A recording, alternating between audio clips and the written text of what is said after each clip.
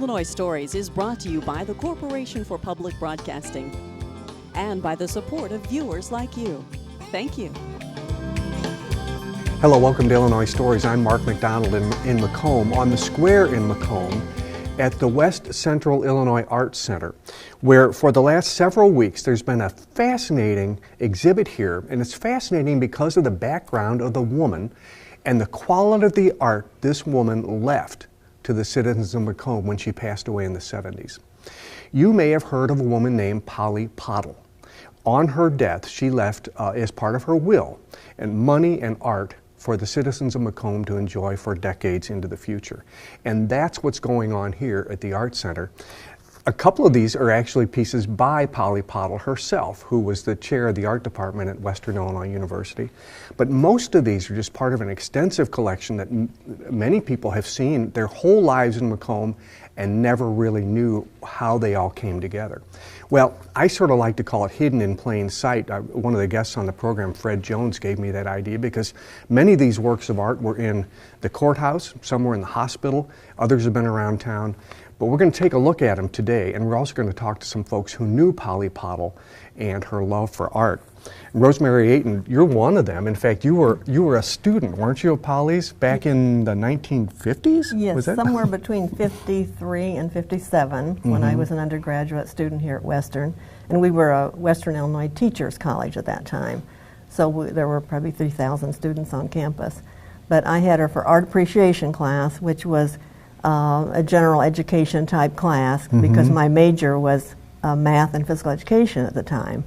So, but I had an interest in art and took her class, and she was extremely flamboyant at that time and eccentric, we would say. She always wore very colorful clothes, and her hair was bright, I want to say strawberry blonde. And that was fun. She always came in and perched herself on her stool and lectured from that stool. And several things, one particular thing I remember vividly, when she was talking about china, fine china, and pottery. And she'd say, now, one thing you never want to purchase is pottery with plants on it, because can you imagine the bugs coming out while you're eating? So we really got a little laughter out of that, although, you know, you didn't want to laugh too much at Polly. Yeah. Right, because she was a tough teacher, wasn't she? Yes, she was. Yes, she was. A lot of times the flamboyant folks are sort of, oh, you know, but sometimes they can be very strict about what they expect, too. She was tough. She had a card file on each one of us, so she would call on us, you know, and we would always try to make sure we knew the answer to each question, and then our card would go to the end of the file so we could sit back and relax in, you know. But she was real good at that. Some of these pictures we have show her as sort of a very prim young lady, you know, who has every hair in place. Right. Others not so. And she's a little bit older here, and but she looks like she would be a disciplinarian. Yes. But at the same time, she didn't have a whole lot of rules in her life. Her life was pretty free and easy, wasn't it? From what I understood, yes. And then this is maybe the way you remember her later in life. That's probably the way I would remember her. She was near retirement when we had her as a teacher, and retiring from the art department. So that's how I probably remember the best. Yeah. She has, like I mentioned, we have two pieces in here that are actually by her. This is oil on a panel. You say she was a colorful person. Well, that's colorful art. Yes, yes. It shows us the look at a captive seashell looking at a skyline, and that seashell is just longing to be out there on the beach, isn't it? Right. Probably Chicago. Probably is. And then here's a little bit about Polly herself with a picture of her. 1989 to 1975, she lived to be, I think that's 86 years old. And like I say, she was the chair of the art department here for many years. This is interesting too. You remember her? She likes this. This is kind of a pointillism look to it. This is also oil, and this is kind of what you might have expected out of Polly. Right, little bolder. Yeah. And then when you found out that she had left this money for the community to enjoy art, you probably weren't very surprised about that. No, and of course I might not have been here at that time. I came back in 1970, so she probably maybe, I'm not sure when she handed it over to. I think it was the 50s, but she died in the 70s, so it right. could have been in the 70s as well. Yeah.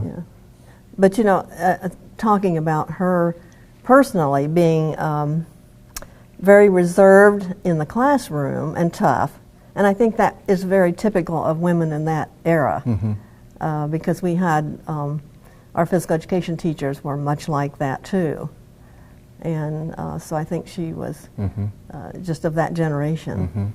Well, and she was unusual too. She went to Columbia and the Yes. Art Institute of Chicago. Yes. There weren't a lot of ladies doing that. No. And she was single her whole life too. Right. So she was a very courageous person. And a lot of of course, women in that era were single. I mean, they remained single throughout their life. But yes, it's interesting all the travels that she took, and also the schools that she attended. You know, they may have been summer school or whatever, but she attended a number, which is interesting, I think. That she was really out ahead of her time. Well, thank you, Rosemary. Yeah. Thank you. Dean Rockwell, it's interesting how ideas like this come together. You know, you and Fred Jones become aware that these 19 pieces of art exist, and you say, well, you know, I think they're here and I think they're there, and maybe we could get them all in one place. So here at the Art Center, it was a logical place too, wasn't it? It was, yeah, because we've got the space for it, and it hung extremely well once we got it all together. But there were some real problems in getting it together because the library was going through major renovations, and the work was all boxed up and so forth, and took some real work on the part of the library director and to run it all down. Not only at the library, but at the courthouse. Yeah.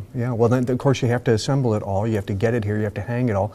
And, of course, you have to return it, too. So, I mean, you always worry a little bit that everything's going to get returned the way it was received, right? Because this is very valuable art. Oh, yes, it is. This is, even though it was just here and there and people a lot of times didn't know much about it, when you get it all together, it's worth a lot of money. Now, the biggest piece is this one that you and I are standing in front of.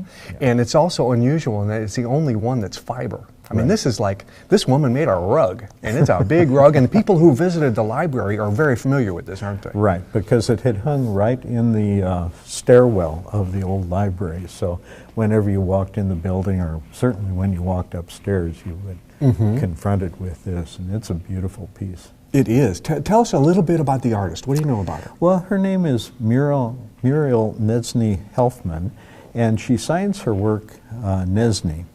But she was the daughter of Russian immigrants and Jewish immigrants, and they were in New York and various places. She ultimately settled in St. Louis, and she has created some major pieces that are recognized globally.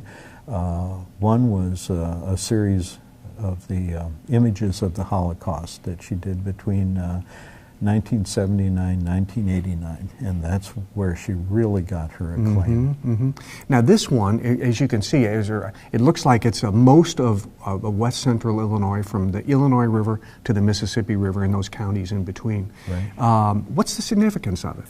Well, the thing is entitled Prairie Journey, which refers more to the children on the horse, but it also is a journey kind of into the past. The whole theme of it is the bounty lands, and you can see that in kind of the bold writing that's on that. And the bounty lands were 6 counties that were situated between the Illinois and the Mississippi River, and were donated to the veterans of the War of 1812. So the land was parceled up, and the veterans got free land. I can't remember how many acres they were given, but. So this is a veteran, and he represents all the veterans, and of course they represent all the children and all the families of all the veterans who settled this area. A lot of people, I've heard this area called Forgotonia, this part of Illinois, but it's also known as other places too. And I think you had an area name for this, which escapes me right now. Do you remember what you called it? What was this area called? I would just call it the Bounty Lands. Bounty Lands, okay. Yeah. McDonough County in the north, it goes over to Hancock, Adams County in the south, Brown in the south, and then up back to Fulton along the river. I think it's kind of also significant because our West Central Illinois Arts Center is for West Central Illinois, which basically is these counties. So it's kind of bringing it right back home to be here displayed in the It is a very impressive, and it's a striking piece, and when you see it across the room, you'd be drawn right to it, aren't you? Yeah, definitely. Yeah, it shows well from a distance because it's so big. And it historically shows some old railroad lines that are no longer in service. The red is the railroad lines? Red is the railroad lines, right. And the little white dots represent towns and cities in the area. Well, thank you, Dean. Fred Jones, how long were you at the art department at Western? About 33 years. 33 years? Yes. Were you the chair for some of those years? Never had to be chair, huh? No way. Great. I would, no way, sorry. I like my little studio and I love my students, and I really did create all kinds of things with students and my own work. So, yeah. You were familiar with, since art is your life, familiar with many of the artists that are in this collection, this Pottle collection. You've heard of them and you're familiar with their work. The only one I've met is this person here who was I'm not sure if he's still alive, West Coast artist, Wayne Thibault, who came to Quincy and gave a terrific lecture on his work on West Coast realism. He worked in the Disney studios as a cartoonist for a number of years, but then he got involved in making landscapes of the California Bay Area and so forth. I think he taught at San Francisco's Art Institute. But anyway, he just was able to bring about, as a regionalist in a way, what the West Coast looked like, particularly all the traffic and views from up above from high-rises, street scenes, very geometric kind of forms and beautiful, beautiful color. And the story he told us was that he took a whole bunch of students to Paris to meet and see the scene, and they met up with this old guy who stuttered and walked around, and half the students walked out. And then after they left, the guy said, well, this is a work of art that was given to me by Picasso. Do you want to know more about him? And so the ones that stayed just had a little piece of history to report. There you on go. that. It paid to hang around that day, didn't it? did. Learn a little bit. Yes. Let's move on down here. A lot of these are geometric, and maybe that was common to the 70s. This is sort of like many of these pieces of work are from the 70s, aren't they? Correct. They're all. But this is the development of European art came through surrealists, Salvador Dali, who's the best known, and one. But what happened is that those people who came over in World War II to New York and so forth transformed American art so that Paris no longer was the center of the art world. New York became particularly with the abstract expressionists, and we have one of works by an abstract expressionist. So this man had no art training whatsoever. He did it all on his own, and I think he was a recluse, but he had a brother who had some kind of degenerative disease, and he spent most of his time looking after his brother.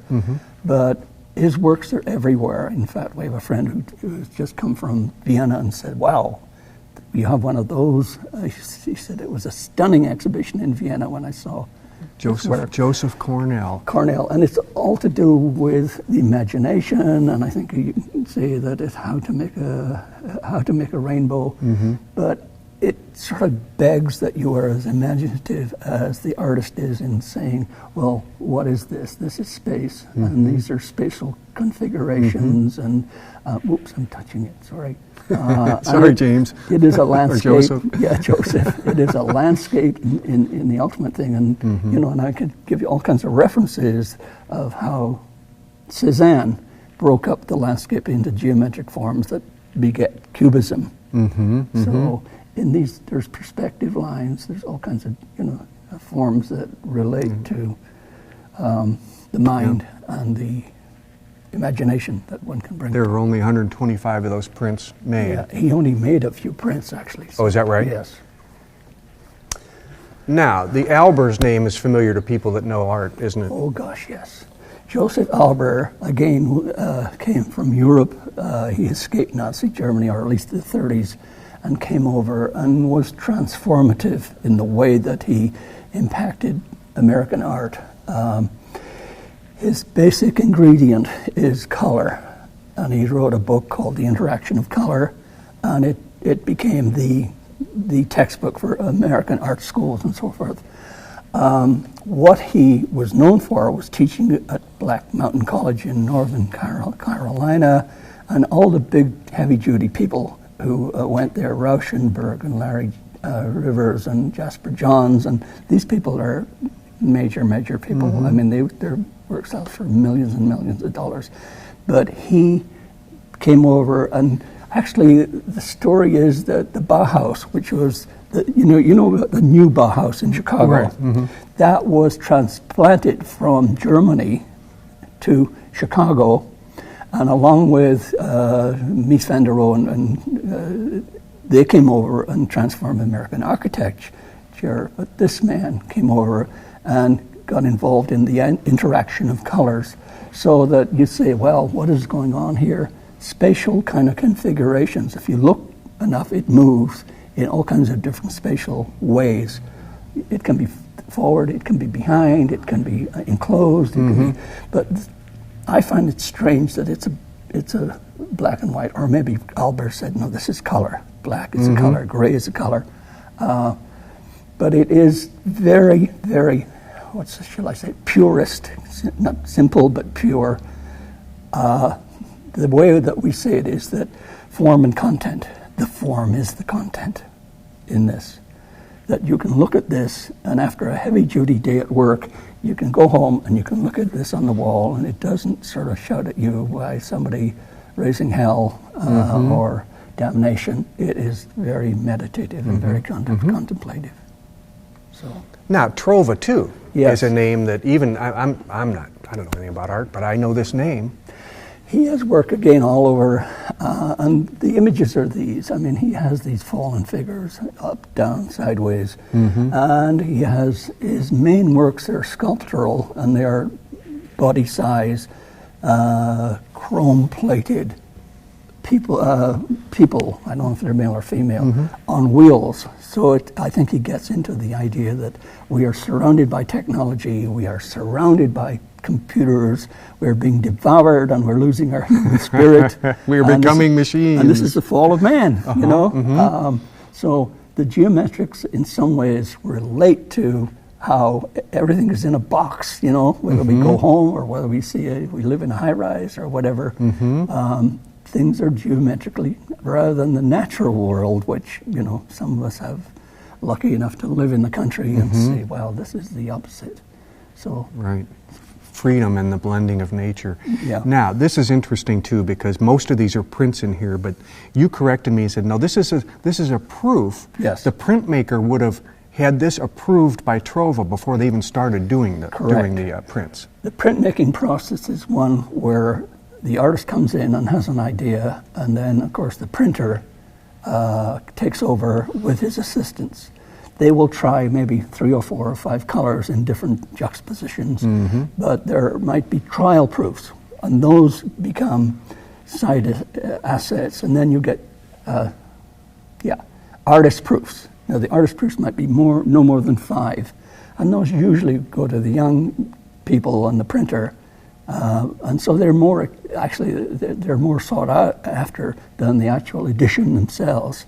So this might be an edition of 50 or 100, so you have just like an edition of cars, 1 or 2 or 3 or 4 or 500, 6 or 500. So that's the way that, you know, and there's a difference between a printer and a printmaker, although printmakers can do both.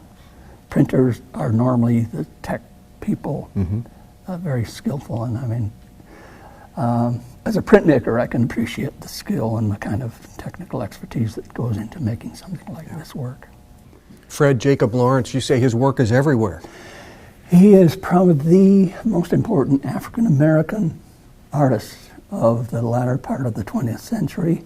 And there are works by him in Baltimore and other places that are the story of the transformation of the African Americans from the South to the North. And these are like 50 to 60 works long. Mm-hmm. But this is obviously a screen print about the building industry and how, and in that it might be a play upon building, a civilization or a society in certain kind of ways. And you can see that the guys are doing a lot of the work. They are making, some kind of site, and you have all kinds of things like hammers and tools and so forth. And obviously there's a lady in there, but there's a guy walking his child. So it's a kind of a family thing, except, it truly is about the way that people use their hands and use their skills to create something.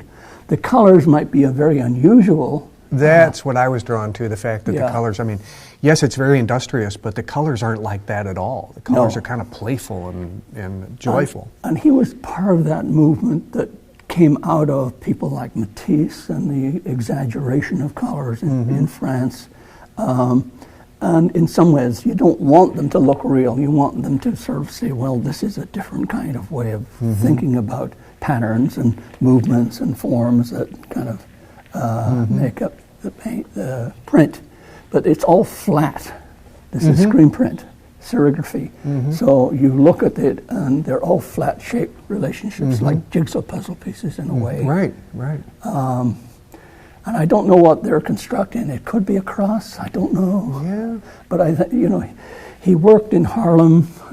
He lived I think, in Seattle for a number of years. And we have another.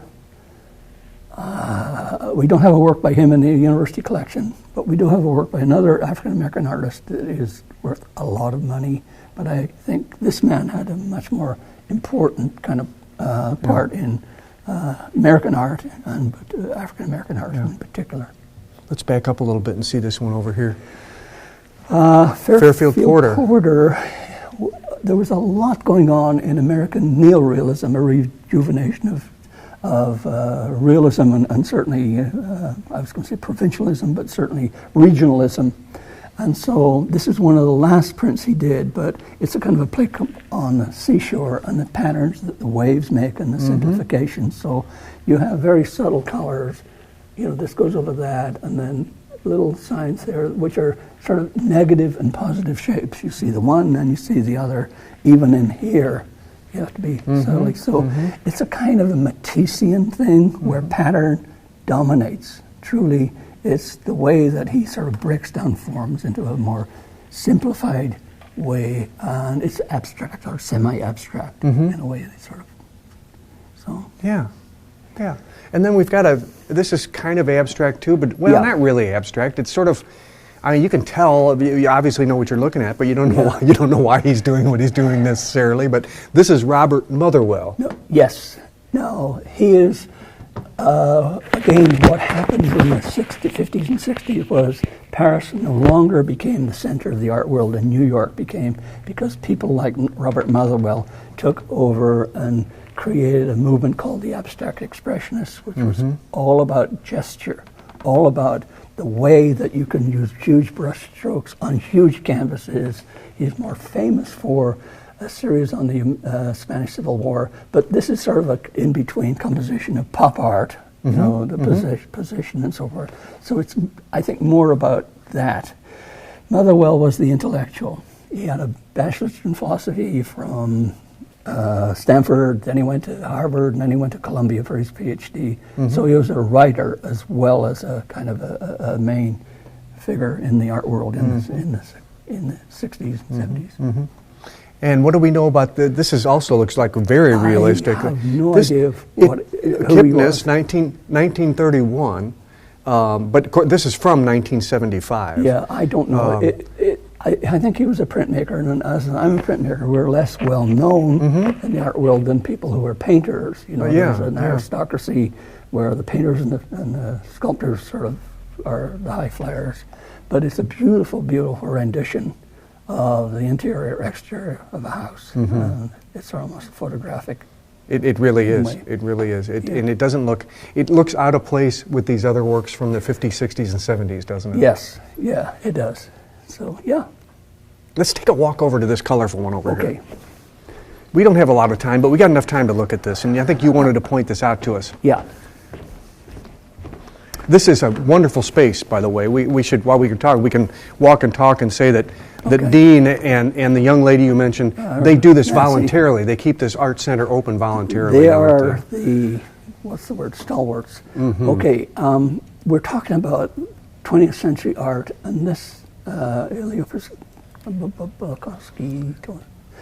came from Russian immigrants, but was in Europe a lot and studied in France and I think in Holland, but particularly he was influenced by people who were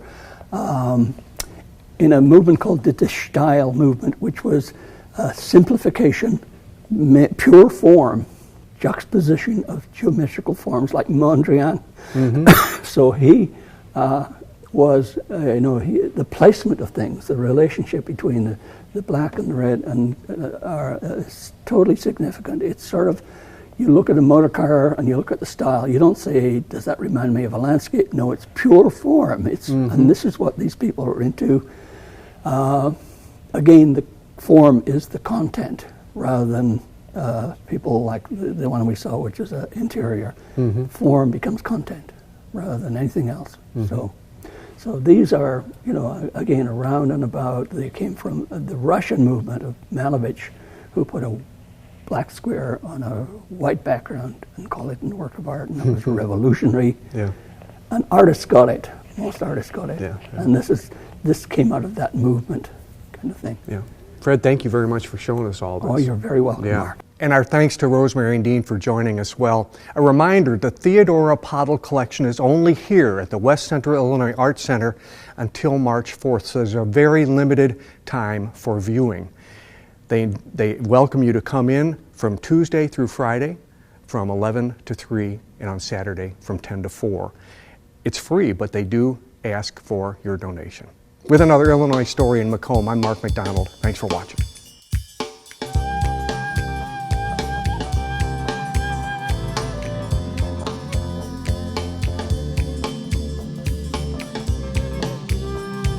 Illinois Stories is brought to you by the Corporation for Public Broadcasting and by the support of viewers like you. Thank you. For a DVD copy of the program you've just seen, send 1995 to Network Knowledge, P.O. Box 6248, Springfield, Illinois 62708. Be sure to include the program name, subject, and when the program aired. You can also order with your credit card by calling 800-232-3605.